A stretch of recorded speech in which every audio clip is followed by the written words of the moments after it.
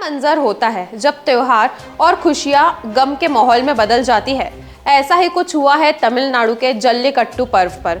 आइए आपको बताते हैं क्या है जल्लीकट्टू और क्या है यह पूरा मामला। नमस्कार, मैं यशस्वी जोशी स्वागत करती हूँ आपका यूबीई न्यूज में, जहां हम न सिर्फ खबरें लाते हैं बल्कि उनका बारीक और सटीक विश्लेषण भी करते हैं। जल्लीकट्टू तमिलनाडु की संस्कृति का एक अभिन्न अंग है जो कि पोंगल के त्योहार के साथ जुड़ा हुआ है। मदुरई के अवनियापुरम में मट्टू पोंगल पर शुरू हुए पहले दिन के खेल में 2 पुलिसकर्मियों सहित 45 लोग घायल हो गए। गंभीर रूप से घायल 9 लोगों को इलाज के लिए मदुरई के अस्पताल में रेफर किया गया है। चलिए अब आपको बता देते हैं क्या है जल्लीकट्टू। जल्लीकट्टू एक पारंपरिक खेल है जो भारतीय राज्य तमिलनाडु में लोकप्रिय है। इस खेल में लोगों की भीड़ में एक सांड को छोड़ दिया जाता है तथा प्रतिभागी सांड के कुबर को पकड़ने और यथासंभव लंबे समय तक सवारी करने या इसे नियंत्रण में लाने का प्रयास करते हैं। यह जनवरी के महीने में तमिल फसल उत्सव पोंगल के दौरान मनाया जाता है। अवनियापुरम में चल रहे जल्लीकट्टू में लगभग 1000 सांडों और 600 खिलाड़ी हिस्सा ले रहे हैं। सर्वश्रेष्ठ खिलाड़ी को अवनियापुरम जल्लीकट्टू उत्सव में एक कार दी जाएगी। इस बार केवल पास वाले बैल मालिकों, काबू पाने वाले लोगों को ही अवनियापुरम जल्लीकट्टू में प्रवेश की अनुमति दी गई है। अवनियापुरम के बाद 16 जनवरी को पलामेडु और 17 जनवरी को अलगनल्लूर में जल्लीकट्टू का खेल होगा। क्या है जल्लीकट्टू का खेल? जल्लीकट्टू तमिल शब्द है। यह कालीकट्टू से बना है। काली का मतलब है कॉइन यानी सिक्का और कट्टू का मतलब है बांधना। पहले बैलों के सिंग पर सिक्कों की पोटली बांधी जाती है और जीतने वाले को इनाम में वही पोटली मिलती है। इनमें से एक एंट्री गेट के बैलों को छोड़ा जाता है।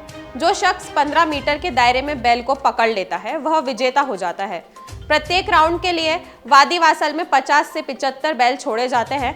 जो व्यक्ति ज्यादा बैलों को पकड़ने में सक्षम होता है उसे अगले राउंड में भेज दिया जाता है।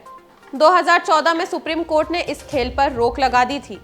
इसके बाद तमिलनाडु सरकार ने केंद्र से इस खेल को जारी रखने के लिए अध्यादेश लाने की मांग की। 2016 में केंद्र सरकार ने एक अधिसूचना जारी की और कुछ शर्तों के साथ जल्लीकट्टू के आयोजन को हरी झंडी मिल गई। मामला एक बार फिर सुप्रीम कोर्ट पहुंचा, जहां पशु क्रूरता अधिनियम के बदलावों की संवैधानिक वैधता को चुनौती दी गई। इस बार पेटा ने फैसले के खिलाफ पूर्ण विचार याचिका लगाई थी, लेकिन एससी ने मई 2023 में तमिलनाडु, कर्नाटक और महाराष्ट्र में होने वाली बैलों की परंपरागत दौड़ पर रोक लगाने से इनकार कर दिया। कोर्ट ने यह भी कहा था कि तमिलनाडु में जल्लीकट्टू पिछले 1 सदी से होता आ रहा है। जब विधानसभा ने यह घोषित कर दिया कि जल्लीकट्टू तमिलनाडु की सांस्कृतिक विरासत है, तब हम इस पर कोई अलग नजरिया नहीं रख सकते हैं। हालांकि कुछ याचिकाकर्ताओं का मत था कि तमिलनाडु सरकार द्वारा बनाए गए कानून के बावजूद कुछ सांडों पर अत्याचार के मामले देखने को मिल रहे हैं। उनके अनुसार ये जानवर अत्यधिक क्रूरता के भी शिकार हुए हैं। जल्लीकट्टू को संस्कृति का एक हिस्सा मानने के संबंध में कोई साक्ष्य नहीं है। तमिलनाडु के लोग बैल को भगवान शिव का वाहन मानते हैं, उसकी पूजा करते हैं। उनके लिए बैल भाई बाप की तरह है। उसके मरने के बाद रिश्तेदारों को शोक संदेश भेजते हैं।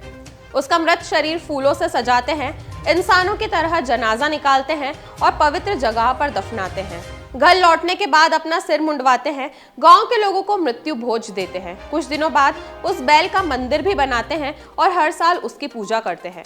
भारत ही नहीं बल्कि इस खेल का आयोजन श्रीलंका जैसे देशों में भी किया जाता है, जहां आज भी कुछ तमिली लोगों का निवास है। तमिलनाडु का फेमस गेम जल्लीकट्टू श्रीलंका में पहली बार आयोजित हुआ है। इसमें इस साल 100 से ज्यादा सांडों के हिस्सा लेने की उम्मीद है।